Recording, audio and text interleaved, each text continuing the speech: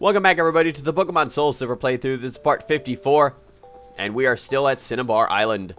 And who is this crazy guy with the brown, spiky hair? Oh, it's Blue. He was once the Kanto champion. Did you know that? You probably didn't. Psh, nobody knows this guy. Yeah. So I love how Blue is all philosophical about this. And I love the... Yeah, well, you know, battling and being trainers and stuff. 6. You're not ready to battle me. Oh, okay, sorry. I'll come back when I have 20 badges. I love the somber music for Cinnabar Island. It's really, I don't know, it's really awesome. Kind of like, because, you know, I mean, I know that they don't want to get all dramatic about it, but it really sets, like, the sort of sad tone that, you know, Cinnabar Island got destroyed and there's pretty much nothing left here. I don't know, I love the song. It's really great to me. Because, you know, I'm allowed to have an opinion, you know? Psh. Fiddlesticks on what you say, man. Alright, so we're talking about Azumarill's over here. And I'm talking about getting to shoutouts. Junior Spartan, wow, it hasn't cleared up since last part. Junior Darkspine Sonic 5 says, my favorite Pokemon is Infernape because it has good stats and it's a monkey on fire. My memory is when I was fighting Whitney, I had one Pokemon left and got Attract Hacks. Can't imagine what he means by that. Ha, Bert. Where's Ernie? It's a monkey on fire. Hey, man, look, that monkey's on fire. Turn away, Billy. Now, imagine a monkey team. You know, imagine you'd have Infernape, Primeape, Ambipom, and the 3 guys from Generation 5, Pansage, Pansear, and Panpour. There you go. 6 Pokemon. Got about, not really a diverse amount of types, though. You got 2 fire, 2 normal, and then grass and water. Not exactly the best idea, but hey, it's monkeys. Monkeys are awesome. Alright. So, I don't know... Oh, right. I was going to say, I don't know why this bird keeper is in the water, and then I realized, oh, wait, he's not in the water. Well, hey, I don't know why this bird keeper and this picnicker are on this tiny little sand island out in the middle of nowhere. And I don't even understand how they got there. Oh, look at that little Shinx. First Shinx of the playthrough. I always loved Shinx's cry when I was playing Platinum. It was like, boo! I don't know. It's great. It's adorable. There's no other way to explain it other than that. Boo! It's great. I remember I had a Luxray on my team. Because, well, I couldn't resist the call of the Shinx. It wouldn't let me do it. You know, so, whatever. Alright. I think that was probably the first time I was ever aware of, like, EVs and IVs. And stuff, and I think I was actually catching several Shinx. No, I think I just went with, like, the first one, and then, like, I caught a couple extras just to see, like, the, you know, the different stats that they have, and, yeah, mine had the best, so I was like, yeah, screw you guys. Bye. You know, release them. Yeah, alright. First Starly with a playthrough. That was, well, man, that was difficult. Over here, giving Citizen Zap a real run for her money, man. I mean, wow. Alright. So we're going to surf right back on into that water. Maybe even battle with this here swimmer lady. Swimmer lady. Really? Oh, okay, so apparently this is proof positive that the Pyro is a woman. Because clearly it is Swimmer Mina. First love disc of the playthrough. Man, Pyro, I didn't know you were so girly. Over there having love discs for your Pokemon. Oh, did I spoil that she has multiple love discs? Yeah, she has about 3 of them. Speaking of TF2, Critical Spy says, I remember when I very young and I saw this commercial of these Pokeball toys at Burger King, and me being the Pokemon maniac persuaded my parents to go to Burger King almost every day so that I could get them. Now, then showing off at my Pokemon buddies at school. Now, this is like basically how the fast food restaurants get you. You know, they have some sort of promotion where you got to keep eating at the restaurant. And that's, you know, where this whole Well, you know, I'm just gonna go say it. You know, that's where the whole obesity crisis comes from. Duh. I'm not even gonna get political about it, but I'm just saying. He also goes on to say, I kept imagining myself as a Pokemon trainer. I thought I looked so pro at that time. To be young again. Yeah, I remember, you know, I think it was pretty much every Pokemon fanatics, you know, like, you know, because everybody was, well, not everybody, but, you know, most of the kids that were playing Pokemon back then. You know, it was pretty fun to imagine yourself as a Pokemon trainer. I always wished that they would have came up with some toy that was, like, as realistic as you could possibly get to throwing a Pokemon out of a Pokeball. That would have made my friggin' childhood. Shroomish! First one of the playthrough as well for one of them.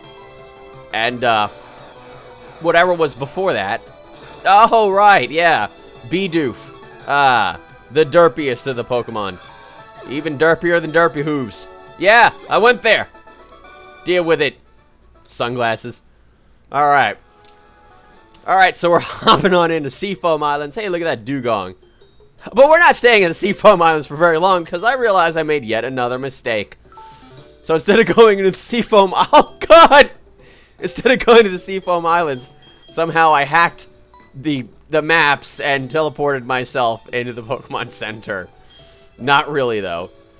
Alright, so for this one, we're going to just put Citizen Zap away. Yeah, because Citizen Zap has been putting in overtime with all these water types and flying types. We're going to have UMAD here. Now we're back at Seafoam Islands, Dugong. And we got UMAD out because I really, really wanted UMAD to have this gym. And the rocks are away from rebuilding. Alright. Okay, well, I mean, I guess that's, you know, awesome. You know, you got another puzzle going on here. At least you don't have to answer quiz questions. Duh. Those quiz questions were ridiculous. And last but not least, Critical Spy says, my favorite Pokemon is Alakazam because of its epic mustache. Yeah, I remember, what was that magician, Uri Geller, sued Pokemon, or, wow, they sued Pokemon. Nintendo and Game Freak for allegedly using his image with Alakazam, because apparently it looked like him with, like, the big, or no, it was Kadabra, because he had the spoons in his hand, and he had the big mustache. Pretty sure it was Kadabra. And this, yeah, with the star on his head and stuff. Yeah, anyway, lawsuits and stuff. What is that? Like, image infringement or something? I honestly don't even know what he sued for. But anyway, I'm pretty sure he lost. Oh, the gym caretaker. Now, I know I've been talking about this so many friggin' times. Dude with the glasses in front of every single gym. Hey, look, first Torkoal of the playthrough. Wow, that's a big deal there, Torkoal. Now, I know I've been talking so many times about his name, and I realize that once again I got it wrong. I'm pretty sure I saw it being called Gym Caretaker before, but apparently the name is the Gym Guide. Yeah, I mean, it makes more sense that way. It basically doesn't make him out to be like a janitor.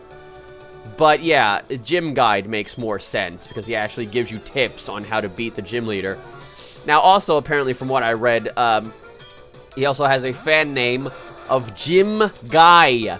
And that's Jimgui. Jim Guy. Yeah. I get, you know, it works out. You know, Jim Guy. It sounds like a name. Pretty awesome. You know, you give it like a weird, wacky spelling, and then there you go. You got yourself a meme. Alright, so we're talking about battle records over here. Now, that was, what was that, Magmar? Yeah. Super Nerd Waldo! Who names their kid Waldo? It's like their parents thought from the very beginning, when they first looked at their son, yeah, he's gonna be a nerd. We're gonna call him Waldo. Numel. First Numel of the playthrough. I can't remember if I faced a Camerupt yet or not. Spoilers. But yeah, Camerupt. What is it? Both of them, I think, are fire and ground, which makes them 4 times weak to water. Watery water. It's pretty wet. You look easily defeated. No. No. You look easily defeatable. Hey, look, Mad Cargo. That's certainly not the first one we've seen of the playthrough and stuff. Because I didn't stumble. I'm loud. Super Merle. Isn't that a girl's name? God's sake. Pardon me. I failed to see how strong you are. You're quite excused. Now I realize, oh yeah, I missed a trainer here. Oh no, Repel's effect wore off. Whatever am I gonna do? Alright, so we're over here battling last guy, and he happens to be a scientist named Daniel. He's got himself Ninetales! That's the first one of that playthrough. That playthrough. Yeah, that playthrough. I don't know what playthrough it is, but it's the first one of it. You know, I like Ninetales. First generation, second generation, always going to be awesome to me. You know, not hating on any of the other generations, but, you know, it's pretty young when those two hit the nest, so they're always going to be pretty special to me. Ninetales has always been... It always looked like such a regal Pokemon. You know, I mean, it could easily pass for, you know, something that would look like a legendary Pokemon. Don't you think we're downright honest? Don't put us in the same category as the scientists help the bad guys. That is interesting to know. I was actually intrigued by that response that he gave. To know that not all scientists in the game are, in fact, evil. Okay. See, now that's another thing. You know, here's Blaine. Ah, look at him. Ah, showing off. Good old wacky Blaine. How you doing? Ah, he's still as bald as ever. Alright. That's another thing. Now, Blaine's gym got destroyed. Now, I remember I was sort of harping on the, you know, the process of becoming a gym leader in the previous part.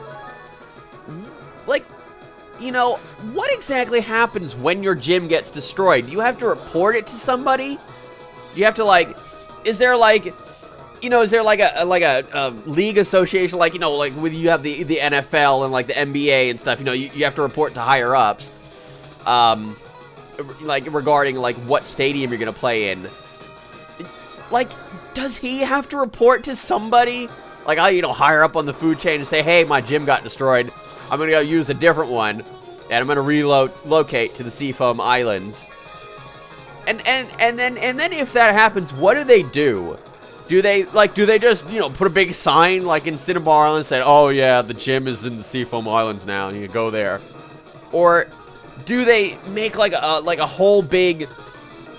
Do they have like a big conference? Do they take time out in the TV networks and, you know, say, oh, here's a special report, you know, from blah blah blah, the leader of the gym association, or the League Association of Kanto, and saying, oh yeah, Cinnabar Island's gym was destroyed today, and we're going to be relocating it to the Seafoam Island, so any trainers who are in the vicinity of Cinnabar Island looking to get their gym probably shouldn't go there because a volcano erupted, so it's pretty dangerous. Yeah. Alright.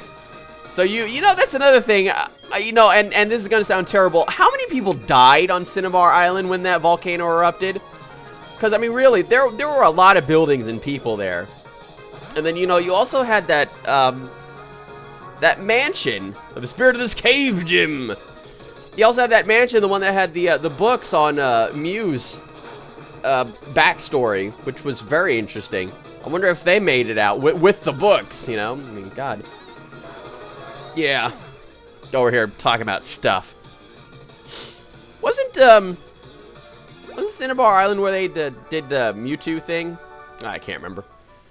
Alright. So that's it for Blaine. Over here talking the whole time about gyms and gym leaders and stuff. But, you know, really, Blaine has got to be one of the easiest gym leaders I've ever seen. Just, I don't know, Fire-type Pokemon just have such really terrible special defense. So really, all you gotta do is just get yourself a water Pokemon, and man, you're good to go. Alrighty then. Alright, well, you know, I totally believe it, but, you know, at least he didn't have Rhydon. And at least I didn't have to have a Pikachu to aim for the horn! God, how stupid was that? Alright. A hot battle. The hottest of battles. Hotter than a jacuzzi. Alright, I don't even know where I'm going with this. Alright, so we're going to be finishing up on Route 20. We're just going to stand there for a moment, look around.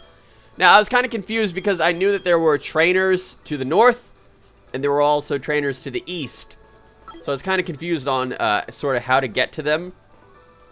So I decided to make my own little special pathway. And boy, do I mean special. So yeah, we're gonna sit here and talk to UMAD for a second. He's also rolling a rock around. That's so adorable. Alright. So we're gonna be switching out once again UMAD with Citizen Zap. And the only reason for that is because I still need Blah to do a bit more surfing. So that includes flying to Fuchsia City and talking to these crazy guys. Yeah, I'm all sweaty. Yeah, thanks for just letting that slip. I really needed to know that. Talking about jumping on Blah and getting some surfing going. And this swimmer. Yeah. Because I hate water routes. No.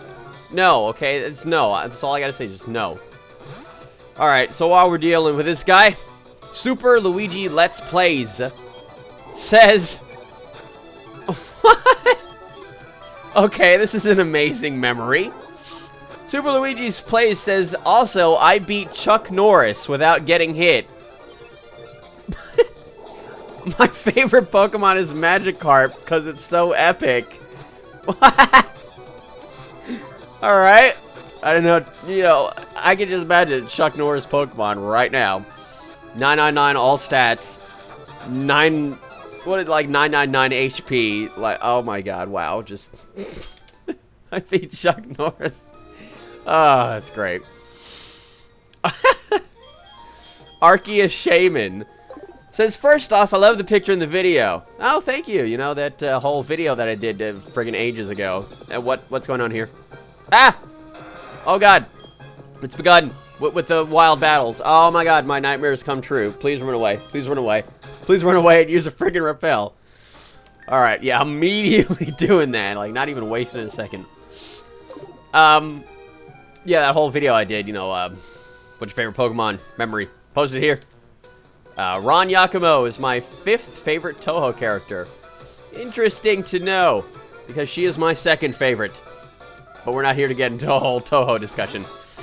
My favorite memory with Pokemon was when I first started playing Yellow. I barely knew anything about the game, such as super effectives, gym puzzles, etc. Gym puzzles, like the Cinnabar Island gym. So I never got past the first gym because I kept using Pikachu's Thundershock. Afterwards, I just got pissed and looked up what was going on. I finally got lucky and just kept spamming Quick Attack and I won. I love how he worded that. Afterwards, I just got pissed and looked up what was going on. What the hell's going on here? I'm using Thundershock. It's not doing anything. Someone tell me what I'm doing here. Why did I buy this game? It's out here trying to get me. Pissing me off, man. Where's the internet? Internet, help me out. Alright. I love that, though, because, that's basically the start of the internet age when Yellow came out. Well, at least to me it was, because I didn't really get a computer that had internet capabilities for a while. First Clamperl of the playthrough, by the way. What does Clamperl evolve into? Isn't that weird one? Gorobis? No. Or was it... No, it was Huntail. Or is it both? Then there's that other one that evolves into 2 different things. What was it? Phoebos can evolve into Milotic. Or was that... Now I think I'm just getting confused. Alright. So then, so then, I don't even know what I'm talking about. Getting TM55, Brine. Yeah. I remember also talking about playing Platinum. I remember I had Empoleon, and I had him with Brine. I thought it worked out pretty well, at least for me, because, then it does double damage when they're 50% HP or lower. I kind of drifted away there. I don't know where. But I loved it because it really, when you think about it, it seems like a really badass move. Brine is supposed to be like salt water. So basically what it's insinuating is that when a Pokemon is 50% HP or lower, it's going to have like battle damage and like battle cuts on its body. So basically you're rubbing salt water into their cuts. And that's basically why you're doing a lot more damage when they're at lower HP. That is badass! What an impressive collection of gym battles you have. Well, thank you, miss. Alright. Why do you know... And I know I'm nitpicking now. Why do all the swimmers have to look exactly the same? But, I mean, I guess the same can be said for all the trainers. But, you know, a little diversity would be awesome. You know, maybe they look a little bit different, you know, different hair, different face, different bathing suit color. One piece or two piece. You know, why does every swimmer have to look like with like a perfectly proportionate body and have to wear a two-piece? Man. It's like it's what sells these games. You know, they might as well just have pictures of the swimmers all over the box art, you know? Buy this and you could be looking at this in the game. Oh, man, I have to buy this. Where is my credit card? Oh my god, I have to buy this. I have to look at these swimmers. And then, of course, you know, if you're a girl playing this game, you know, you get to look at the friggin' guys in the Speedos. Or no, they don't have Swimmer Elmo. I just noticed that. No, they don't have Speedos anymore. They only had that in the first generation, didn't they? Alright, well, if this Tentacruel wants to knock it off, wow. Why am I missing? Oh, because I was doing Thunder. Alright. I guess that makes sense. Swimmer Elmo. Oh, yeah, no, he's just sort of like a tight, short bathing suit. Yeah. Alright. He's got himself some goggles and a swimming cap, too. You know, I might as well just say it. I was actually going to say, who wears swimming caps? And then as I thought that to myself, I immediately thought of the Olympics. So, there you go. Now, I'm not 100% sure on how to say this Pokemon's name, so I'm just going to go on limbs and say Lin Yun. First Lin Yun of the playthrough. So, yeah, you know, people always get on my case when I don't pronounce Pokemon names right. Because, God forbid, I mispronounce a Pokemon's name. It's just not the same. I mean, for God's sakes, I say Latios, and people are like, what? Pikachu? That's not Pikachu. Anyway. So, I think we're done here, finally. There was supposed to be some sort of way to get to this specific spot that I'm at from, like, you know, that entrance to the Seafoam Islands that I was on. But honestly, I didn't see one. I'm pretty sure that there was just rocks blocking the way. All the way. So, yeah. Alright. Crobat. Flying us on home. To the home that is not really our home. Because it was messed up by a volcano, man. That's serious stuff. Alright. So, now, finally, we're done with blah. For a while. Got all that surfing done. Citizen Zap enjoys the sea. And that's it for this part of the Pokemon SoulSilver playthrough. Join me in part 55, where I'll be moving on, and possibly even talking to that guy that wants me to get the 20 badges. Maybe he'll let me slide with 7. Who knows? Yeah, anything's possible. See you all next time.